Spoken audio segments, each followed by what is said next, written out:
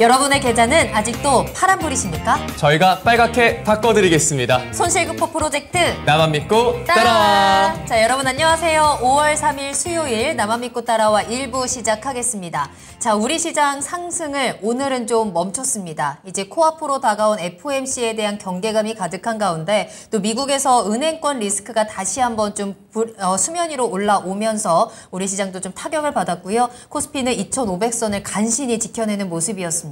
네, 특히나 오늘 또 2차 전지 관련주들이 많이 오른 만큼 또 낙폭이 컸고요. 네. 반면에 또 상승세를 보인 종목들도 있었습니다. 테슬라 페라이트 이슈에 관련주들은 연일 고공행진을 이어가고 있고요. 곡물 관련주들까지 오늘 상승세 보였습니다. 네, 참 갈피를 잡기가 까다로운 시장인 것 같습니다. 자, 이런 가운데에서도 내 종목에 대한 전략은 또 든든하게 세워봐야 되겠죠. 자, 오늘도 이 어려운 시장에서 어떻게 버텨낼 수 있을지 저희가 전략을 세워드리도록 하겠습니다. 지금부터 저희만 믿고 따라오시면 되겠습니다. 네, 자 그럼 오늘 함께해 주실 두 분의 전문가님 모셔보겠습니다. 김정수 전문가님 그리고 김영린 전문가님 함께합니다. 어서 오십시오. 안녕하십니까. 네, 안녕하세요. 안녕하십니까. 네. 자, 오늘도 두 분과 함께 2시간 꽉 채워서 종목에 대한 이야기 나눠보도록 하겠습니다. 실시간 종목 상담으로 채워지는 시간입니다. 여러분들 지금 방송을 보고 계시다면 궁금하신 내용들 지금 바로 저희한테 종목 상담 신청 남겨주시기 바랍니다. 네, 유튜브에서 토마토 증권통 검색하셔서요. 실시간 채팅창에 종목명, 매수가, 그리고 비중까지 남겨주시면 되고요. 전화도 활짝 열려 있습니다.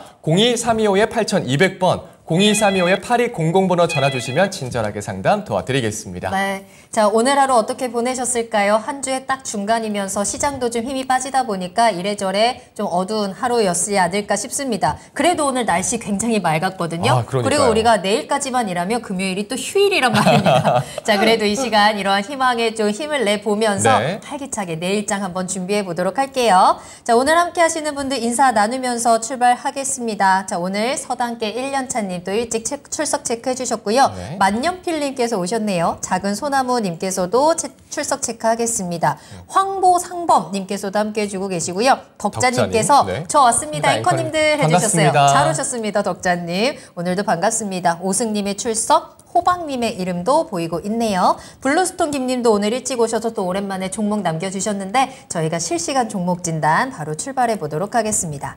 자, 그러면 오늘의 첫 번째 순서부터 바로 출발을 할게요. 네. 사전 접수된 종목에 대해서 두 분의 전문가님께 심층 분석 들어보는 시간입니다. 자, 오늘의 사전 접수 종목은 어떤 걸까요? 네, 오늘은 한화솔루션입니다. 아, 하나솔루션에 대해서 정말 할 말이 너무나도 네. 많을 것 같습니다. 이 태양광에 대한 우리 투자자들의 믿음과 실망감 계속해서 반복되고 있는 상황인데요. 일단 어떤 분이 보내주셨는지 저희 이 종목들 살펴보도록 할게요. 자, 우리 시청자 5509님께서 보내주셨습니다. 하나솔루션 매수하신 가격이 52,000원이고요. 비중을 또 40%로 두둑하게 들고 계시더라고요. 아, 하나솔루션 오늘 시장에서도 좀 하락을 했습니다. 3.4% 하락하면서 45,500원의 거래를 마쳤고요. 최근에 실적에 대해서 굉장히 긍정적인 시그널이 나왔음에도 불구하고 그 이후에 주가는 좀 하락하는 모습을 보여주고 있어요. 시장이 우리 지수가 좀 올라가는 동안에도 이 하나솔루션의 주가는 계속해서 좀 파란불이 강하게 들어왔고요. 뭐 사업구조 개편이라든지 인적 분할 이슈로 또 3월 한 달 동안 거래 정지가 되기도 했습니다. 이 거래 재개가 된 이후에 그래도 좀 견조한 흐름을 보여주나 싶었는데 계속해서 좀 6거래일 연속해서 파란불로 뚝뚝 떨어지고 있는 상황이고요. 시청자님께서는 현재 12.5% 손실을 보고 계시네요. 네. 5509번님께서 과거에 태양광 성장성에 이 하나솔루션을 또 몇 번 거래를 또 하셨대요. 아, 네. 그리고 나서 4월 27일에 매수를 또 하셔서 40%를 채우신 것 같습니다. 아, 4월 27일이면 또 한창 올라가고 있을 때 접근을 하셨네요. 그렇죠. 네. 그래서 지금도 주가가 하락을 하고 있어서 어떤 악재가 있나 또 재상승 가능성은 있는가 또 굉장히 궁금하신 것 같습니다. 좋습니다. 자, 하나솔루션에 대해서 어떤 전략이 필요할까요? 참 많이 궁금하기도 하고 답답하실 것 같습니다. 네. 두 분의 전문가님께 심층 분석을 통해서 앞으로 전략 체크하겠습니다. 자, 그럼 먼저 두 분께서는 하나솔루션에 대해서 어떤 시각을 가지고 계신지 키워드부터 만나보겠습니다. 김정수 전문가님, 하나솔루션 키워드 어떻게 뽑을까요? 유가 급등 전까지 비중 축소, 유가에 대한 좀 포인트를 맞춰주셨네요. 알겠습니다. 김영일 전문가님의 키워드는 어떨까요? 기대와 우려감 공존으로 하겠습니다. 좋습니다. 자, 그러면 두 분의 키워드에 대해서 조금 더 자세한 이야기 들어볼게요. 먼저 김정수 전문가님, 유가 급등 전까지는 비중 축소다라는 키워드를 잡아주셨는데 하나솔루션의 주가를 좀 체크를 하려면 유가를 같이 좀 연결을 해서 봐야 되는 건가요? 되게 중요하죠. 신재생이 언제 필요해요? 신재생이요? 네, 유가가 너무 비싸니까 대안 찾는 거잖아요. 네. 네. 우리가 친환경 정책으로 가는 거는 정부의 방향인 거지. 우리 민간인들, 우리 같은 사람들한테는 경제성이 먼저잖아요. 그렇죠. 그러니까 아무래도 유가가 급등하는 구간일 때는 선호도가 높아지는 거고, 반대로 이제 유가가 급락하거나 지금처럼 이제 $70 정도 있는 수준에서 큰 메리트를 못 느끼는 거죠. 그냥 있던 거 쓰면 되는 거니까. 그래서 지금 유가의 급등이 나오기 전까지는 네. 전 모멘텀이 좀 줄어들 수밖에 없다. 이런 관점이기 때문에 받는 구간 좀 비중 축소 의견을 좀 드리고요. 그리고 이제 다시 또 재공략을 해서 해야 되는 시점은 유가가 한 $90 정도 올라가면 그때는 그냥 냅둬도 네. 생성이 돼요. 유동성 자금들이. 모멘텀을 찾아서. 그래서 이제 그렇게 표현을 좀 해봤습니다. 좋습니다. 그렇다면 이 하나솔루션에 대해서는 또 어떤 우리가 체크해야 될 부분들, 최근에 또 실적이 굉장히 잘 나왔기 때문에 네. 그런 부분에 대해서는 저희가 기대할 것이 없을까요? 원래 제가 오늘 제목을 네. 두 가지 가운데 하나를 선택을 한 거예요. 맨 처음에 그 비장 카드를 다 썼다.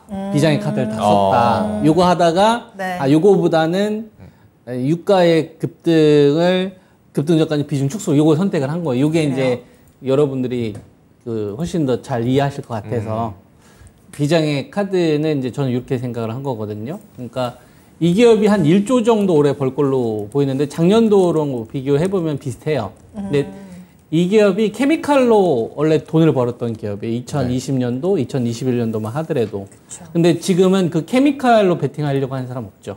뭐 시청자님도 뭐 얘기하셨지만 태양광 때문에 투자 안 가시잖아요. 네. 그러니까 하나큐셀 보고 투자하시는 거란 말이에요. 근데 하나큐셀이 흑자 전환된 건 얼마 되지 않습니다. 네. 2022년도 1분기부터 흑자 전환된 거거든요. 그리고 지금 매출이 한 13조 작년도에 나왔는데 여기서 절반이 케미칼이에요. 그리고 그 하나큐셀에 관련된 이 태양광 전지 이 모듈 자체에 관련된 이 매출이 증가하는 게 중요하겠죠. 왜냐하면 케미칼은 거의 뭐 비슷하니까 네. 5조에서 6조 왔다 갔다 하니까 이 태양광 관련된 매출이 증가하는 게 이 기업하는데 투자하는 데 있어서 가장 중요한 카드였었던 거죠. 근데 태양광 관련된 거는 어쨌거나 이 기업은 미국 쪽에서 기업 주택용으로 사용되는 요 가정용으로. 그죠. 가정용으로 사용되는 게 많이 팔려야 되는데 네. 이 자금률 같은 경우는 한계가 있단 말이에요. 그러니까 성장이 폭발적으로 이루어지지 않습니다. 네. 한 5에서 한 7% 정도. 그러니까 고성장 산업 자체가 아니에요. 근데 이걸 푸시를 했단 말이에요. 이게 비장의 카드인 거죠. 야, 태양전지 쪽으로 미국 세액공제 혜택 줄 거야. 친환경으로 가는 거 안 보이냐? 또 그때 유가 $100 갔던 시기였거든. 그리고 실제 좀 둔화될 것 같으니까 야, 이거 인플레이션 감축법 수여받아. 그러면은 매출의 성장세는 조금 둔화될 수 있지만 이익은 좋아질 거야. 아, 진짜? 이걸로 2020년도부터 주가가 7배 정도 올라온 거예요. 근데 영업이익은 한 2배 정도 늘어나니까 7배의 시세, 이익은 2배 정도 늘어났지만 시세는 7배 터졌으니까 그 카드로 계속 버텨준 거죠. 정부로부터 이제 수혜 받을 거예요, 이거. 근데 여기 이제 이번에 뚜껑이 깔렸잖아요. 역시나 똑같네. 역시 케미칼이나 태양전지 쪽 같은 경우에 둔화된 게 확인이 되고 요번에 이익 뭐 돈 잘 벌었다가 나왔잖아요. 네. 아, 이거 보조금 받아서 좋아졌던 거구나. 일회성이. 그러니까 이제 비장의 카드를 다 쓴 거죠. 그러니까 다른 카드를 내놔야 되는데 그러네요. 다른 카드가 유가로 저는 생각을 하는 겁니다. 그래야 가진 가치. 사람들이 급해져야 되는데 급해지려면 유가가 급등해져야 되는데 뭐 유가가 급등하려면 어떻게 해야 되죠? 어떻게 어떤 환경이 내가 할 수 만들어져야- 있는 게 아니라 어떤 유가 환경이 급등하기 만들어져야- 전까지는 이 주식에 대해서 높은 밸류를 줄 수 없겠구나. 그냥 그렇게, 그래서 굳이 이 주식에 대해서 내가 적극적으로 지금 뛰어들 구간은 아니구나. 이런 판단과 실천이 더 중요한 관계겠죠. 어떻게 할 수는 없어요. 그렇죠. 내가 감산할 수 있는 이제 것도 어떤 아니고. 환경이 만들어져야 유가가 급등을 하고 그때 이제 얘네들을 관심을 가져봐야겠다. 유가가 급등할 수 있는 방법은 지금 상태에서 오펙이나 이런 데서 더 감산을 하거나 그런 아니면 이슈가 미국의 나올 세가스 때까지는. 업체들이 추가적으로 더 파산해야 되죠. 근데 추가적으로 더 파산을 하려면 이미 한번 크게 파산했잖아요. 2020년도 마이너스 유가 가면서. 네. 그래서 구조적으로 쉽지가 않아요. 그러네요. 그래서 유가 같은 경우는 가가 30달러와 40달러가 다릅니다. 이제는 60달러하고 80달러 정도의 이제 레벨이 좀 높아졌다라는 관점으로 바라보는 게 좀 맞다 보는 겁니다. 이 친환경이라든지 IRA 혜택에 대한 이제 카드를 모두 다 반영을 한 상태에서 유가 급등에 대한 수혜를 기다려 봐야 된다라는 의견으로 정리하겠습니다. 자, 그러면 김영일 전문가님의 키워드도 들어볼게요. 기대와 우려감이 공존한다라는 키워드였습니다. 현재 시장에서는 우려감이 조금 더 큰 것 같긴 한데요. 일단은 3분기 연속으로 최대 실적을 갱신을 해줬거든요. 네. 그러면서 기대감이 분명하게 있었다라고는 생각이 되는데 이제 기대감은 어느 정도 반영이 된 구간이 아닌가라는 생각이 됩니다. 역시나 이 기대감이라고 한다면 IRA에 대한 수혜 기대감일 텐데 결국 이제 또 이 3분기 연속 최대 실적, 그 다음에 올해에도 견조한 실적이 유지될 것이다. 이러한 부분들은 역시나 IRA에 대한 이런 보조금들이 또 큰 역할을 해줄 것이다. 라는 거거든요. 그래서 사실 어느 정도 기대감은 반영이 된 상태인데 우려감이 무엇이냐라고 한다면 지금 이제 이 생각보다 미국의 태양광 보급률이 꽤나 이제 많이 올라왔다라는 점. 그러면서 이제 내년까지 태양광 모듈이 상당히 이제 큰 폭으로 증가가 되고 이제 공급이 많이 이제 늘어나게 되면서 2024년에는 오히려 공급 과잉이 될 수가 있다라는 우려감이 커지고 있는 상태거든요. 그러다 보니까 이 IRA로 인한 실적 기대감은 있었는데 2024년 넘어가면서 태양광 모듈이 계속적으로 공급 과잉이 되고 그에 따라서 실적이 최근에 굉장히 좋지만 고점 찍었다라는 이러한 우려감이 지금 이제 존재를 하고 있는 거죠. 때문에 지금 현재 상태에서 하나솔루션 같은 경우에는 아무래도 이 우려감이 조금 더 크게 작용을 하고 있다라고 봐야 될 것 같습니다. 그러면서 하나솔루션이 여기에서 이제 추가적으로 고개를 좀 꺾어주고 상승을 보이기 위해서는 역시나 저는 이 실적도 실적이지만 약간의 분위기가 조금 형성이 되어야 된다라고 보고 있거든요. 여기서 분위기다라고 한다면 지금 이제 이 전문가님께서 말씀을 해주셨던 것처럼 시장에서 조금 더 이 친환경 에너지 쪽에 집중을 해줄 수 있는 분위기가 형성이 되어야 된다라고 생각을 합니다. 그러면 아무래도 대체 에너지에 대한 관심도가 높아져야 될 거고, 그럼 여러 가지 상황들이 있겠죠. 뭐 이제 추가적으로 러시아와 우크라이나 간의 어떤 지정학적 리스크가 커진다라든지, 아니면은 유가가 급등할 수 있는 환경이 좀 만들어진다라든지 여러 가지 친환경 에너지 쪽에 집중을 할 수 있는 분위기가 만들어져야 여기서 주가가 올라갈 수 있다라고 생각이 되고, 지금 상태에서 실적에 대한 반응을 한다라고 하는 부분은 이미 IRA로 인해서 어느 정도 반영이 다 됐고, 그리고 여기에서 실적에 대한 반응을 하려면 추가적으로 굉장히 이제 눈에 보이게끔 과시화되는 성과를 보여줘야 되는데 지금 당장은 2024년까지 공급 과잉에 대한 우려감이 남아있는 상태다라고 생각을 해주시면 될 것 같습니다. 그렇기 때문에 지금은 기대감 어느 정도 좋았던 것들은 반영을 했고, 그 다음에 이제 앞으로 좋아질 것들이 있느냐라고 봤더니 지금 상태에서는 그렇게 기대감을 키울 만한 요소가 없는 상태에서 지금 내년에 오히려 공급 과잉에 대한 우려감이 커지고 있기 때문에 주가가 많이 하락을 하고 있다라고 생각이 되고, 지금 구간에서는 이제 다시 한번 시장이 대체 에너지 쪽에 어느 정도 집중을 해줘야 다시 한번 또 주가가 어느 정도 고개를 꺾어주고 반등이 나올 수 있지 않을까 생각을 하고 있습니다. 네, 친환경 에너지에 집중할 만한 상황이 또 만들어져야 한다고 말씀을 주시면서 실적에서 또 IRA가 반영이 돼서 기대감이 좀 크게 좀 낮아지지 않았을까 하는 의견을 주셨습니다. 공급 과잉에 대한 우려감까지 말씀을 주셨네요. 자, 그리고 또 하나 궁금한 게 있으면 김정수 전문가님.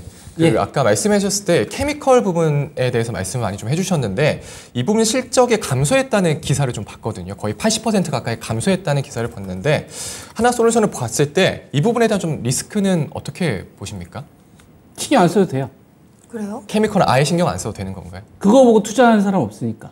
그게 주가 밸류에 영향 끼치지 않고. 네. 네. 그러니까 케미칼이라는 사업 자체는 네. 기본적으로 현금 흐름 역할을 해요. 우리가 일반적으로 알고 있는. 네. 약간의 뭐 디테일로 들어가면은 약간 좀 다를 수는 있겠지만 이 기업이 하고 있는 사업들을 보면 우리가 뭐 이런 노트북이나 옷을 입거나 페트병 하거나 이런 게 화학 기본 소재로 들어가잖아요. 네. 이게 그 기업들한테 파느냐 이제 일반 사람들한테 파느냐에 따라서 B2B냐 B2C 쪽이냐 이거에 대한 건데 이건 기본적인 매출 구조가 5, 6조 정도 나오는 상태에서 버는 구조예요. 네. 그래서 많이 버느냐 적게 버느냐지 이 사업이 무너지느냐 이런 게임은 아닌 거예요. 그래서 그거 가지고서 하나솔루션이 만약에 랠리가 펼쳐졌었다고 한다면 네. 태양광이라는 말이 나오면 안 되죠. 하나솔루션이라는 이 기업을 평가를 하는 데 있어서 만약에 케미컬이 주 포인트였다면 네. 투자가들이 그것만 바라봤어야 되는데 야 케미컬 이번에 실적 떨어져 됐고 하나큐셀 이번에 매출 늘었어 안 늘었어 이런 거예요. 그리고 이번에 케미컬 사상 최고치 실적 됐고 하나큐셀 이번에 이익 흑자 전환 됐니? 이게 더 관심 사항이라는 네, 거죠. 네, 네. 그래서 그거는 그냥 알아두면 좋은 거 정도 되는 거죠. 그건 뭐의 역할을 하는 거냐면 바텀의 역할을 합니다. 태양광 하나큐셀이 실적 부진이 나오거나 좀 매출이 둔감되더라도 케미칼로 이 정도는 버는데 그럼 이 정도 시총 한 5조는 방어해줘야 되지 않겠니? 이런 식으로 시장에서 좀 이렇게 방어하는 때 필요한 거죠. 그래서 질문도 잘 하신 건데 네. 그건 이제 신경 방어 안 써도 된다. 그렇죠. 그거 가지고서 올라가셨으면은 시장에서 관심이 없어요. 저희가 훨씬 더 중요하죠. 하나큐셀의 이익 증가가 훨씬 더 중요하죠. 이익 매출 계속 늘어나는 게. 근데 잘 설명해 주셨잖아요. 공급 가액 이제 네. 임박했다고. 벌써 자금률 지금 70%까지 올라오니까. 네네. 그래서 아마 요번에 제가 알기로는 하나큐셀이 작년도 매출을 올해 넘어가기 좀 어려울 겁니다. 요거 그럴까요? 중요하죠. 그러니까 이제 미리 알고 파는 거예요. 재료 던지면서. 그래요? 그렇다면 이제 궁금한 건 기대감보다는 우려감이 훨씬 더 지금 크게 작용을 하고 있고 이러한 그 공급 과잉에 대한 우려 그리고 미국 캘리포니아에서 보조금을 축소한다라는 리스크 때문에 우리나라뿐만 아니라 미국의 이제 태양광 기업들도 주가가 폭락을 하고 있거든요. 그럼 이러한 우려감들이 일시적인 리스크일까요? 아니면 조금 더 장기적으로 영향을 줄까요? 그러니까 저는 이제 장기적으로 봐야 되는 요소다라고 이제 생각을 그래요? 하는 거죠. 지금 이제 전체적으로 태양광 제품들에 대한 공급 과잉 우려가 지금 계속해서 좀 커지고 있는 상태에서 네. 그래서 최근에 이제 이 미국의 태양광 기업들도 굉장히 주가가 큰 폭으로 하락을 했거든요. 대표적인 기업이 이제 인페이즈 에너지라는 기업이 있는데 네. 이 기업이 원래는 시장 무관하게 굉장히 견조한 실적을 나타내 주던 기업이었어요. 그런데 이번에 상당히 이제 큰 폭으로 하락을 한 거죠. 큰 폭으로 하락을 한 이유는 그냥 쉽게 이야기를 하면 태양광을 쓰는 데 있어서 우리가 이제 매력도가 있어야 되잖아요. 기존에 이제 뭐 전기 공과금을 내는 데 있어서 네. 태양광이 매력도가 있어야 되는데 여기서 이제 태양광을 설치하는 비용이 오히려 더 많이 든다라는 거죠. 그렇기 때문에 지금 상태에서 태양광에 대한 매력도가 이제 일반 사람들에게는 크게 느껴지지 않는 상태이기도 하고 그 다음에 또 생각을 해봐야 될 게 2차 전지와 태양광은 전혀 이제 다르게 봐야 되거든요. 어떤 식으로 다르게 봐야 되냐면 사실 태양광은 중국이 완전히 꽉 쥐고 있는 상태입니다. 그렇죠. 우리나라 2차 전지 기업들이 지금 이렇게 크게 수혜를 보고 있는 건 미국에 진출을 해서 우리나라가 어쨌든 이 빠짐없이 우리나라를 거쳐서 이제 이 미국의 완성차가 또 만들어질 거기 때문에 우리나라 2차 전지 기업들이 상당히 크게 수혜를 받고 있는 거거든요. 네. 그런데 사실 이 중국을 빼놓고 이야기를 할 수 없는 게 지금 이 태양광 사업이기 때문에 사실 미국이 태양광 인프라 만든다라고 해가지고 중국의 손을 안 거칠 거냐? 결국에 태양광 인프라 만들려면 중국을 거칠 수밖에 없다라는 거죠.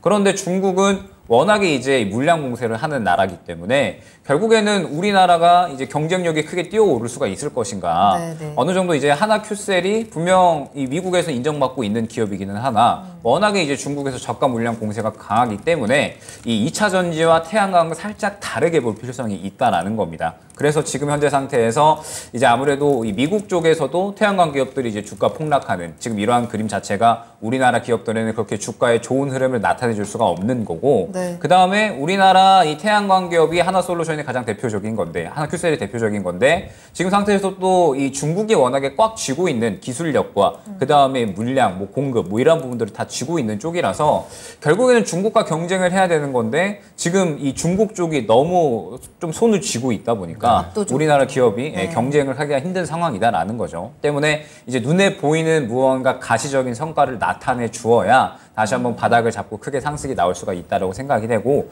저는 아마 당분간 주가는 조금은 지지부진한 흐름을 이어가지 않을까 생각이 됩니다. 네.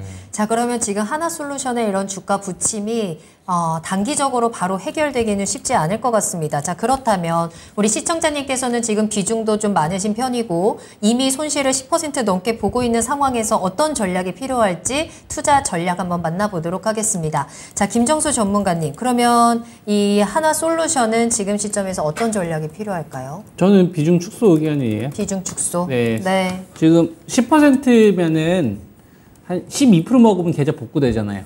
그렇죠. 근데 이제 종목이 30% 이상 손실 나게 되는 경우가 발생이 되면 그때부터는 계좌 복구하기가 힘들어집니다. 네네. 30% 손실 나면 50% 수익 나야지 복구되는 거고 반토막 나면 50% 나면 100% 수익 나야 되거든요.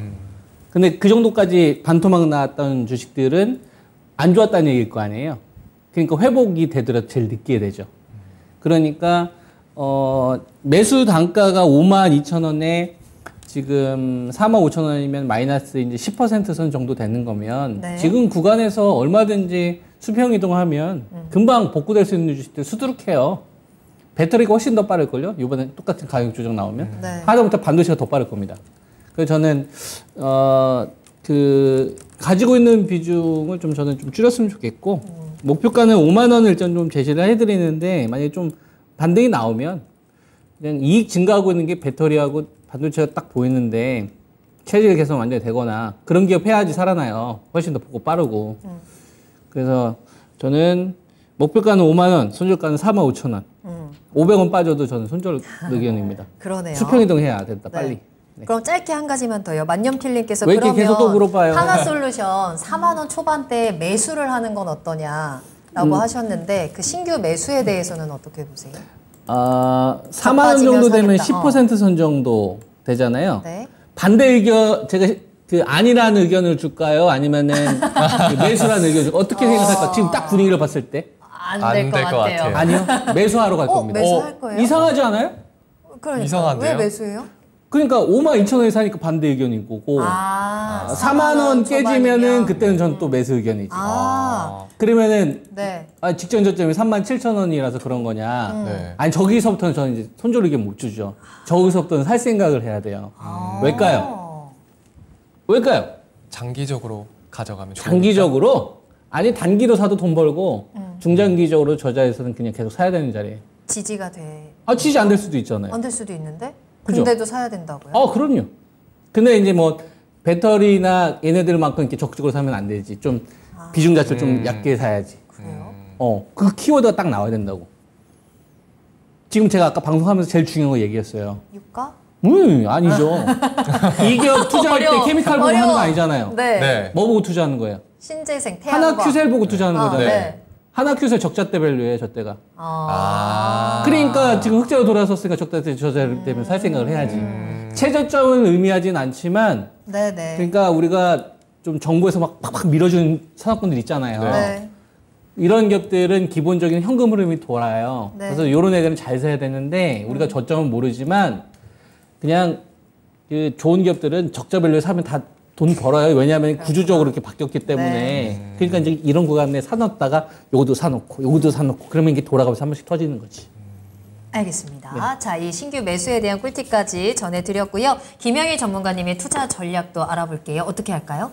저는 보유기는 보유인데 네. 44,000원 이탈 시에는 매도입니다. 네. 그러니까 이제 왜 이렇게 말씀을 드리냐면 지금 오늘 이제 저가를 확보를 했었던 게 45,200원이거든요. 그런데 이 일전에 돈이 좀 들어왔었던 구간 자체가 한 44,000원 구간대다라고 생각을 해주시면 됩니다. 그래서 이 구간은 이탈을 하게 되면 결론적으로 저는 한 3만 원 후반대 정도까지는 쭉 내려갈 수가 있다라고 생각을 하거든요. 그러면은 만약에 다시 반등이 나온다. 그럼 지금 딱 현재가가 또 매물 구간이 될 겁니다. 때문에 저는 조금 더 지켜보기는 지켜보되 만약에 이 구간에서 반등 안 나온다, 이탈하는 흐름 나온다. 그러면 이제 바로 정리를 해야 된다라고 생각을 하고 있고, 하나솔루션 같은 경우에는 저는 이제 저점에서 만약에 이제 혹시나 이제 주가가 떨어진다라고 한다면 네. 저는 이 자리에서는 또 이제 바로 산다라기보다는 말씀드렸듯이 태양광 쪽에 집중도가 어느 정도 형성이 될 때 이제 딱 한 45,000원 정도 목표가로 또 이제 설정을 하면은 나쁘지 않을 것 같거든요. 때문에 하나솔루션은 일단 저점 이탈 시에는 저는 뭐 비중 축소도 아니고 웬만하면 다 정리를 한 다음에 그다음에 향후에 이제 저점 잡고 시장에서 다시 한번 관심을 받을 때 그때 이제 또 단기적으로 접근을 해서 45,000원 정도 매물 구간에 한번 이제 이 목표가를 노리고 대응을 하면 어떨까 생각이 됩니다. 그럼 지금 만약에 깨지 않고 좀 버텨주면 목표가 어디까지 가져가요? 목표가는 일단은 1차로는 5만 원 정도만 보시면 좋을 것 같고요. 5만 원. 이제 2차로는 5만 5천 원을 보면 좋을 것 같은데 네. 하나솔루션이 앞선 구간의 매물대가 사실 너무 두텁거든요. 네. 그러니까 5만 원대 이상의 이 매물대가 너무 두텁기 때문에 아마 저는 이 구간을 한동안 뚫어주기에는 조금 어렵다라고 보고 있어서 이 종목 같은 경우에는 만약에 지금 구간에서 반등 나온다, 그러면 땡큐하고 바로 정리를 해야 되는 종목이 아닌가 생각이 됩니다. 네, 두 분 모두 하나솔루션에 대한 기대감보다는 리스크 축소, 우리 손실을 조금 더 줄여내는 리스크 관리 차원에서의 투자 전략을 전해주셨네요. 자, 그럼 두 분의 투자 전략 다시 한번 정리를 좀 해보겠습니다. 김정수 전문가님께서는요, 유가의 포인트 주셨습니다. 유가 급등 전까지는 비중 축소 의견이고요. 목표가 5만 원 제시해 주셨고 손절가 4만 5천 원입니다. 김영일 전문가님께서는 기대와 우려감이 공존하는 가운데 내려갔을 경우에는 바로 손절하고 빠져나오는 전략을 체크해 드렸어요. 4만 4천 원 제시해 주셨고요. 목표가 5만 원과 5만 5천 원입니다. 반등 시에는 빠져나오는 전략 꼭 체크해 보시길 바라겠습니다.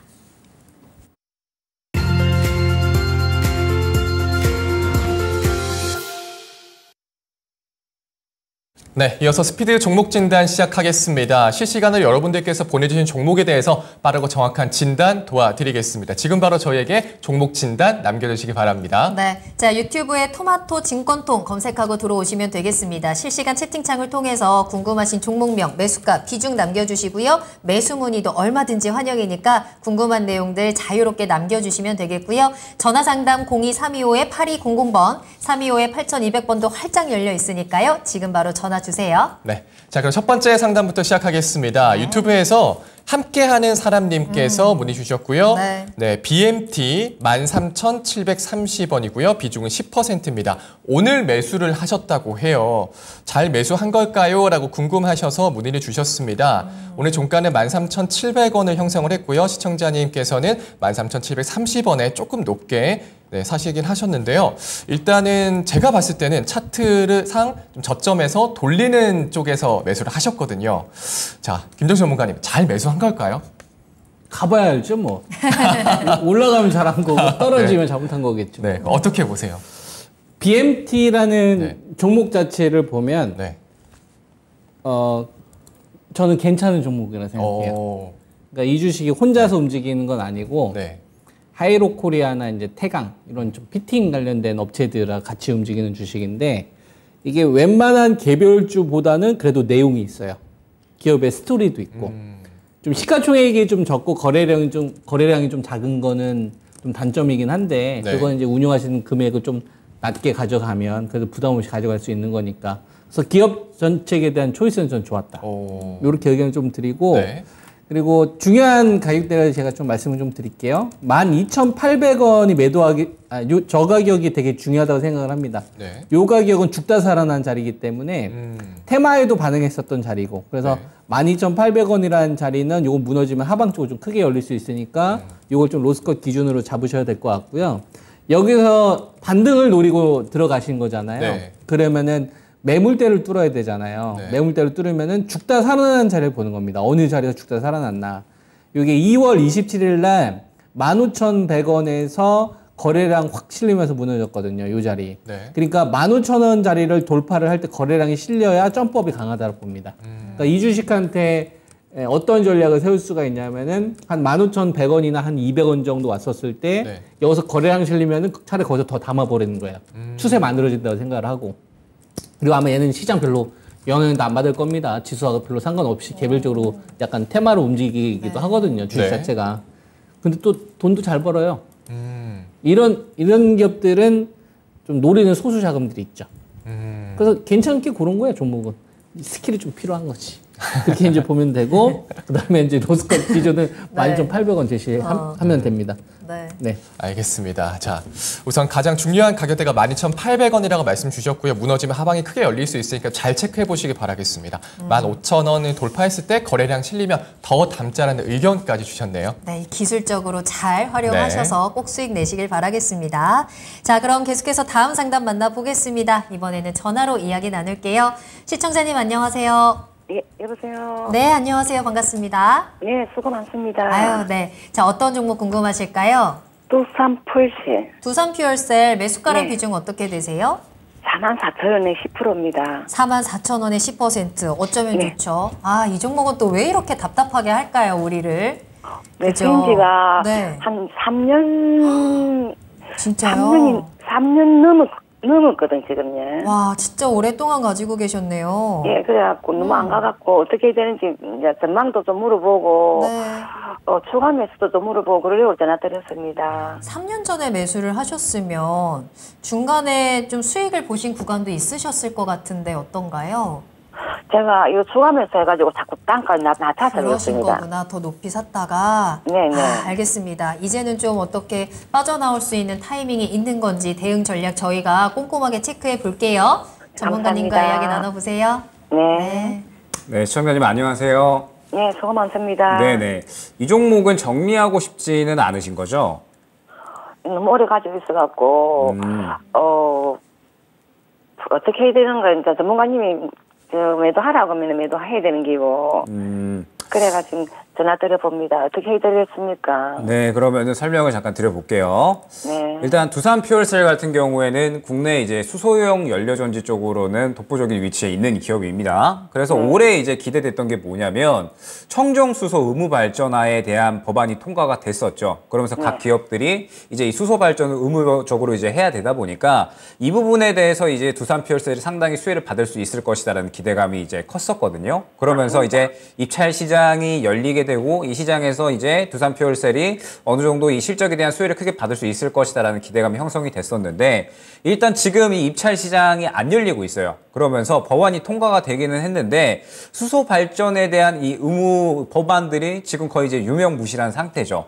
지금 법안이 통과되기는 했으나 실제로 이루어지는 건 없다라고 생각을 해주시면 됩니다. 때문에 원래 올해 상반기 정도의 기대감을 어느 정도 키우던 이러한 이슈였었는데 지금은 완전히 이야기가 쏙 들어가 버렸죠. 지금 현재 상태로 봤을 때 아마 한 내년 정도는 되어야지 다시 한번 이제 이 법안 통과됨에 따라서 의무 발전에 대한 어떤 수혜가 가능할 것이다라고 이야기가 나오고 있는 상태고 그러면서 두산 퓨얼셀 같은 경우에도 이제 수소용 연료전지로 인해서 이제 또 계속 해외 쪽에 또 매출을 발생시키고 있어요. 캐파를 계속해서 좀 늘려나가고 있는 상태이기는 한데 중요한 건 지금 당장의 실적이 이제 이번 1분기에 영업이익이 한 30억 정도밖에 안 나왔거든요.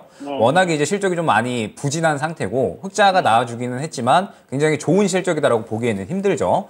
그러면서 이제 앞으로 이 수소 쪽이 좀 시장의 주목을 받아줘야 되는데 지금 올해 주목받을 수 있는 쪽은 사실 전기차나 2차 전지 쪽이지 수소 전지 쪽이지 아니잖아요. 때문에 기간은 상당히 오래 걸릴 수밖에 없다라고 생각을 해주셔야 됩니다. 만약에 두산 퓨얼셀이 이제 탄력이 나오려면 그러면 지금 구간에서 추가 매수를 해야 되느냐?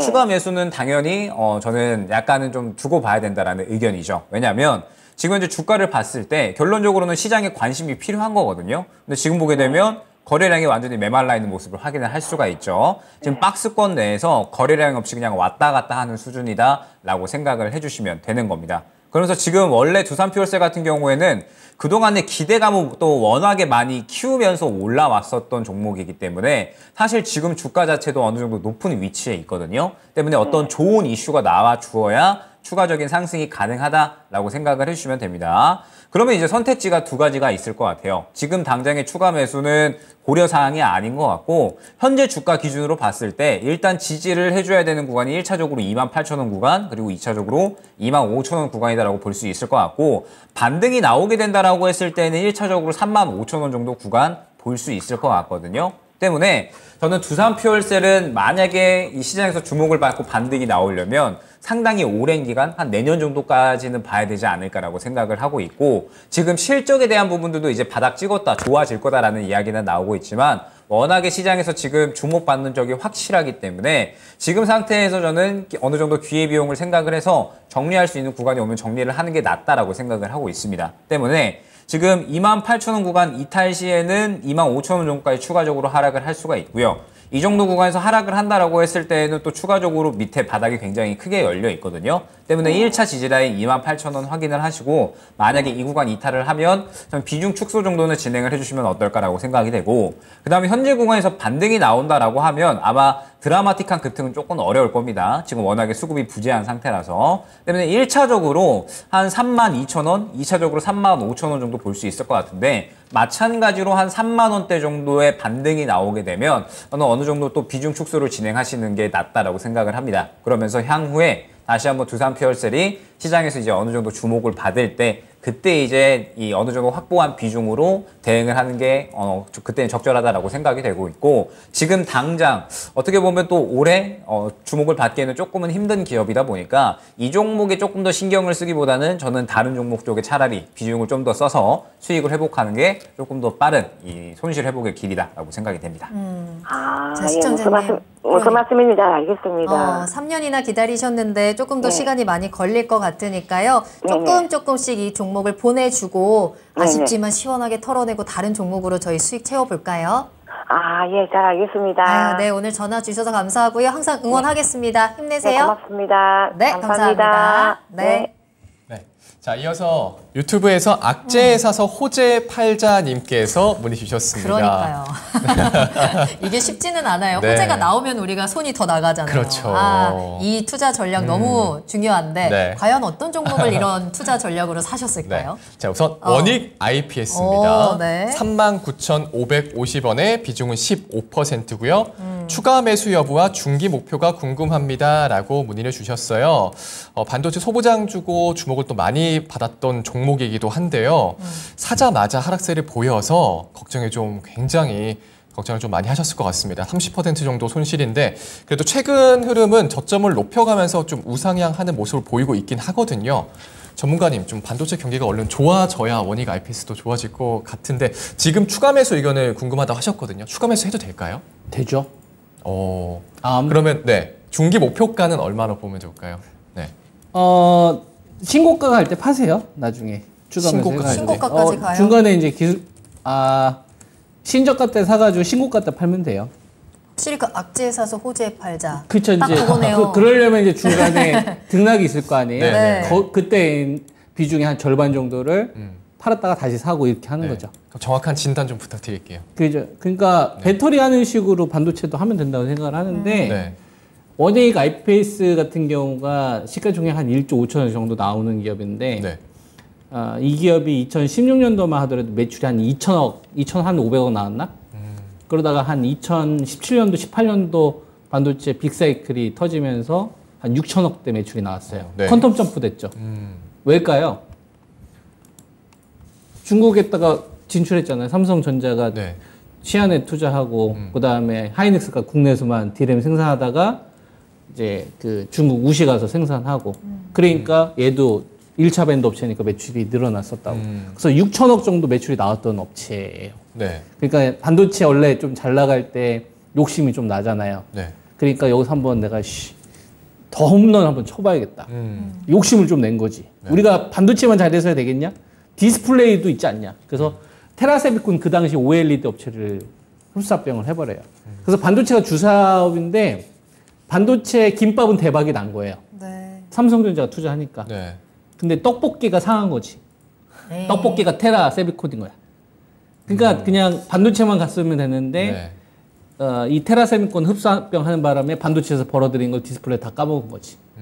그럼 왜냐면은 SDC가 그때부터 투자를 안 했거든요. 그래서 이 기업이 한 1,000억 벌다가 400억을 그래서 줄어든 거예요. 그러니까 김밥으로 대박 났는데 떡볶이로 깡통 찼으니까 다른 메뉴를 개발을 해야 되잖아요. 네. 우동을 개발한 거예요. 근데 우동이 파운드리예요. 파운드리에 들어가는 플라즈마 화학 증색 장비거든요. 그래서 이거 삼성 오케이 너 콜.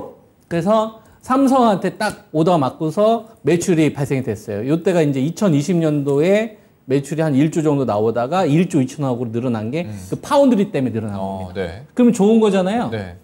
어차피 지금 뭐 테라세미콘 이 디스플레이 같은 경우 매출 한 25% 됐는데 네. SDC가 다시 투자하기로 했으니까 요거 이제 플러스로 돌아설 거고 이제 관건은 우동이 잘 팔려야 되는데 이제 우동이 잘 팔려서 요거가 신선장 동력이었는데 네. 문제가 생겼죠.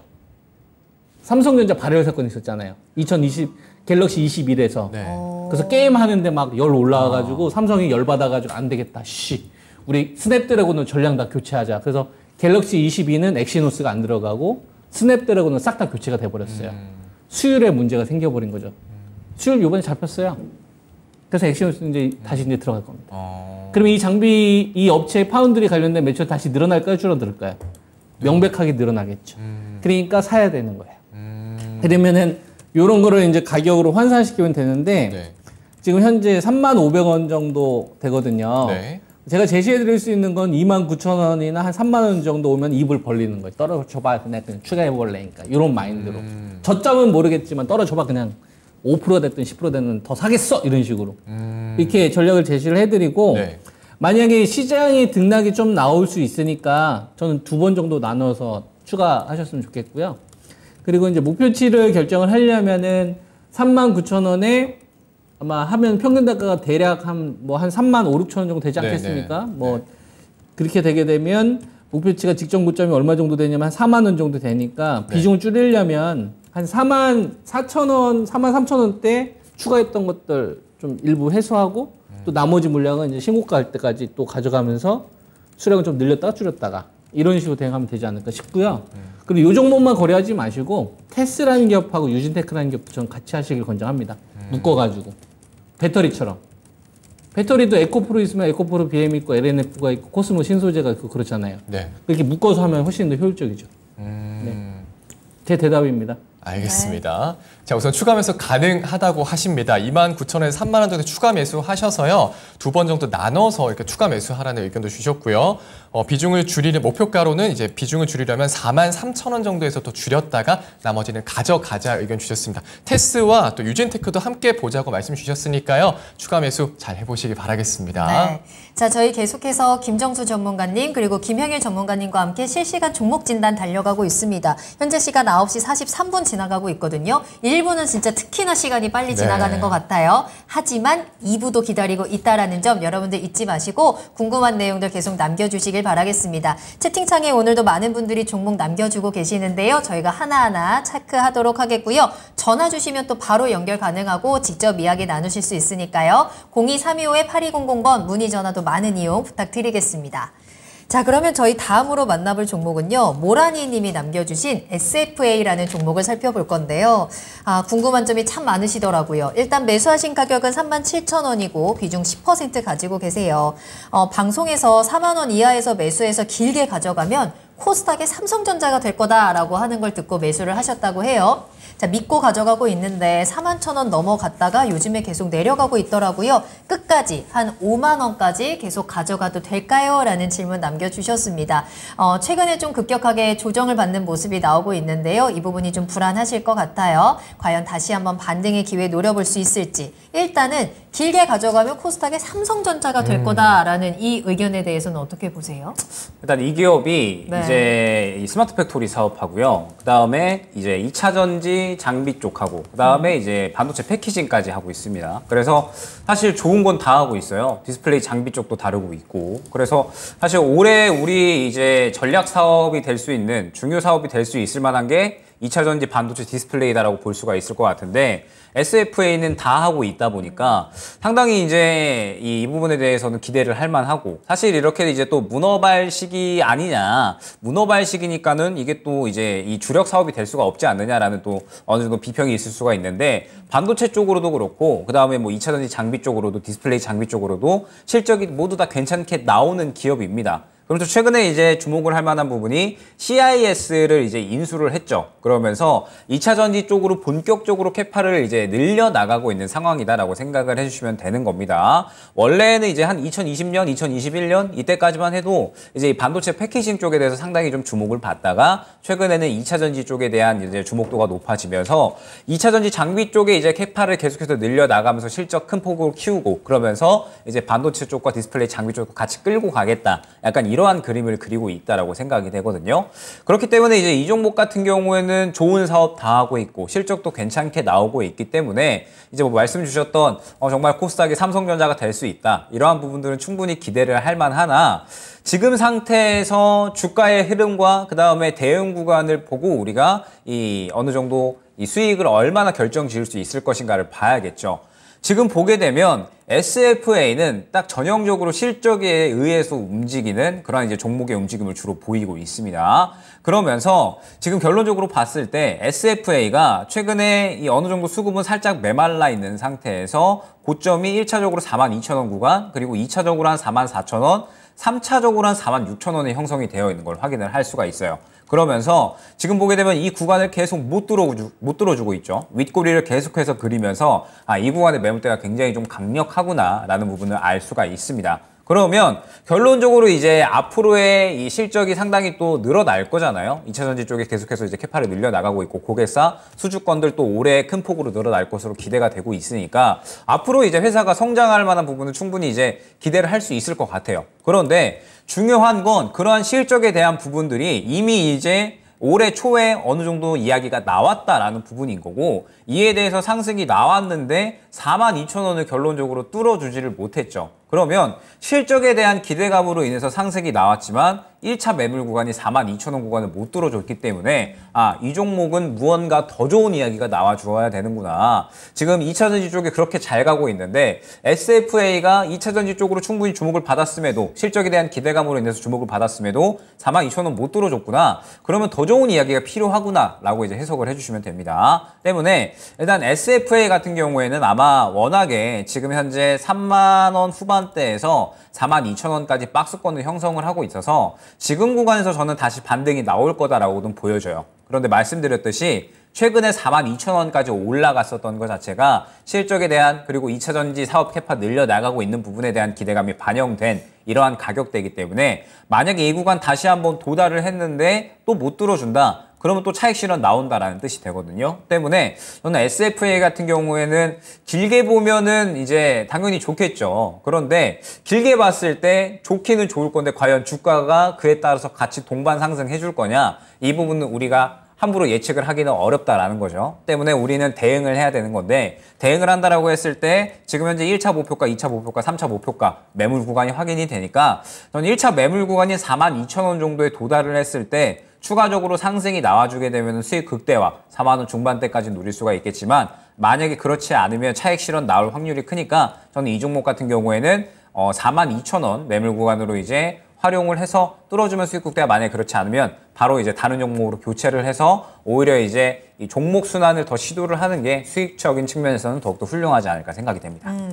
SFA라는 종목이 좋은 거 다 가지고 있습니다. 또 실적도 좋은데 골고루 좋다 보니까 요 42,000원을 뚫어줄 진짜 한 방이 좀 필요할 것 같아요. 실각하고 계시는 5만 원까지 상승에 대해서는 물음표를 가지고 좀 지켜보시면서 현재 42,000원 상단으로 박스권의 흐름이 예상이 되니까요. 그 안에서 대응해보시고 이 부분을 또 강하게 뚫어주지 못한다면 종목 교체를 통해서 수익을 한 번 더 키워가 보도록 하겠습니다. 참고해 보시길 바랄게요. 네. 자, 다음은 전화 연결되어 있습니다. 시청자님 바로 만나볼게요. 안녕하세요. 네, 안녕하세요. 네, 반갑습니다. 자, 어떤 종목 궁금하실까요? 예, 신한지주에 대해서 좀 문의 좀 하고 싶습니다. 네. 매수가 비중은 어떻게 될까요? 예, 비중은 100%고 매수가는 36,000원인데 요즘 은행 관련된 문제가 말이 많이 있어서 걱정도 되고 이래서 전화드렸습니다. 알겠습니다. 혹시 이게 1월 달에 급등한 적이 있는데 이때는 가지고 계셨어요? 안 파신 건가요? 예, 그때 갖고 있었습니다. 아, 그래요? 비중도 100%라서 좀 더 걱정이 또 되실 것 같은데요. 또 수익을 났던 걸 보니까 조금 더 아까운 것도 있을 것 같아요. 네, 그렇습니다. 네, 그렇죠. 알겠습니다. 그럼 전문가님께 바로 여쭤보도록 하겠습니다. 네. 요번에 실리콘밸리 은행 파산하고 나서 지방은행 쪽으로 커지고 있고 JP 모건 쪽에서도 이 부실은행 인수하고 나서 이제 사그러질 걸로 봤었으면 다시 또 커지고 있는 상황이잖아요. 이러한 악재, 불확실성이 있는 악재하고 배당금하고 지금 신한지주는 경계하고 있는 것 같아요. 그러니까 2,100원 줄 테니까 나 지금 사면 너 6% 먹지 않냐. 나 배당 확실해. 요거를 노린 이 배당 매수세로 지금 버텨주고 있는 거고. 야, 배당 주면 뭐해? 나중에 배당락 걸릴 거고. 그리고 지방은행 관련된 요 파산이 우리나라 기업들도 있을 수 있잖아. 라는 좀 불확실성. 이게 부딪히다 보니까 이 정도의 낙폭이 있었는데도 불구하고 시계 반등이 좀 안 나오고 있는 거죠. 그죠? 그러면 예를 들면은 지금 36,000원이라면 가격이 그렇게 높지 않기 때문에 큰 문제는 없다고 생각을 하는데 문제는 비중입니다. 만약에 100%라면 외통인 거예요. 그 다음이 없어요. 무조건 올라가야만 되는 상황인 거예요. 그러니까 내가 맞추려고 했는데 그게 맞으면 상관없는데 틀렸을 때 치명적인 결과가 나올 수 있으니까 대응이 안 되죠. 제가 아무리 좋은 말씀을 드린다고 하더라도 저도 어쨌거나 하나의 의견을 드리는 거고 이 의견이 100% 정답이 아니기 때문에 틀릴 수가 있다라는 가정을 들으시고 틀릴 수 있다라는 걸 감안하시고 들으셔야 되는 거예요. 시청자분들은. 저뿐만 아니라 누가 얘기하더라도 맞을 수도 있지만 틀릴 수도 있는 거예요. 그 전략이. 그래서 맞았었을 때는 효과를 극대화하는 게 목적인 거고 틀렸었을 때 결과가 치명적이지 않게끔 포트를 짜는 게 더 중요한 거예요. 그래서 계속 이길 수 있거든요.